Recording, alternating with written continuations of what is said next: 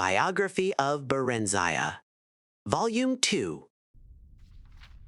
The first volume of this series told the story of Barenziah's origin heiress to the throne of Mournhold until her father rebelled against His Excellency Tiber Septim I and brought ruin to the province of Morrowind. Thanks largely to the benevolence of the emperor, the child Barenziah was not destroyed with her parents, but reared by Count Sven of Darkmoor, a loyal imperial trustee. She grew up into a beautiful and pious child, trustful of her guardian's care.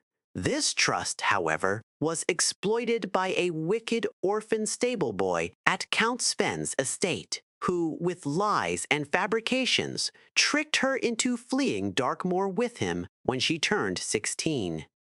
After many adventures on the road, they settled in Riften, a Skyrim city near the Morrowind borders. The stable boy, Straw, was not altogether evil. He loved Barenziah in his own selfish fashion, and deception was the only way he could think of that would cement possession of her. She, of course, felt only friendship toward him, but he was hopeful that she would gradually change her mind. He wanted to buy a small farm and settle down into a comfortable marriage, but at the time, his earnings were barely enough to feed and shelter them.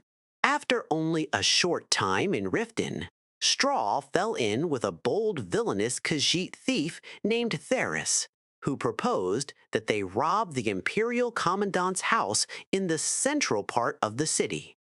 Theris said that he had a client, a traitor to the empire, who would pay well for any information they could gather there.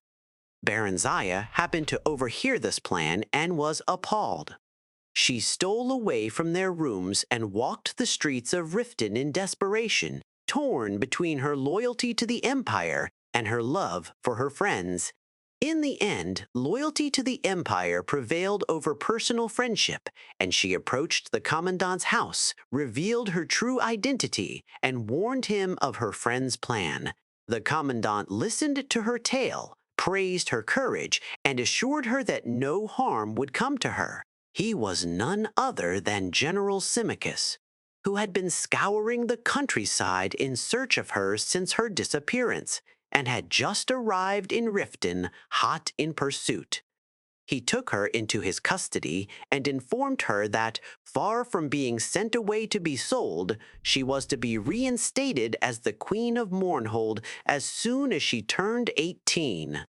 Until that time, she was to live with the Septim family in the newly built imperial city, where she would learn something of government and be presented at the imperial court.